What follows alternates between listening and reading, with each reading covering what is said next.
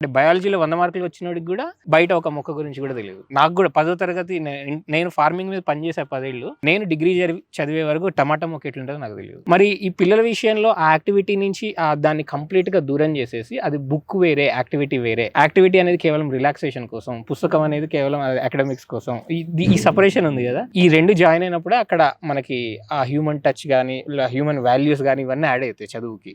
ఇలాంటి స్కూల్స్ ఇప్పుడు ఉన్నాయా అసలు? మీరు ఇంతకుముందు అన్నారు మీ మొక్క కూడా తెలియదని. ఇప్పుడు మనం ప్రస్తుతం అనుష్ఠాన్ స్కూల్లో కూర్చున్నాం. సో మనకు తెలుసు ఇక్కడ సో ఇక్కడ మొక్క అంటే స్ట్రాబెరీ, బ్రోకెలీ, 4-5 రకాల మంటలు పండించారు. పిల్లలు కూడా పెంచుతారు. సో చెట్ల మధ్యలో ఉంటారు. సో మట్టితో కనెక్షన్ ఉంటారు. ప్రతిదీ యాక్టివిటీ, వంటలు చేస్తారు, కూరగాయలు కట్ చేస్తారు, ఫార్మ్ మీకు డ్రిప్ ఇరిగేషన్ సంబంధించి అర్థం చేసుకుంటారు.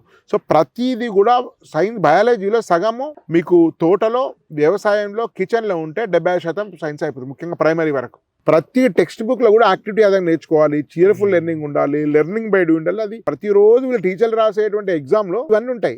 సో కాబట్టి ఇప్పుడు అవన్నీ కూడా పనిచేసే పరిస్థితి లేదు. ప్రతి పనిని కూడా చేయడం ద్వారానే లెర్నింగ్ బై డూయింగ్ ప్రిన్సిపల్ అండి. ఇది ఎడ్యుకేషన్ ఉండే బేసిక్ ప్రిన్సిపల్.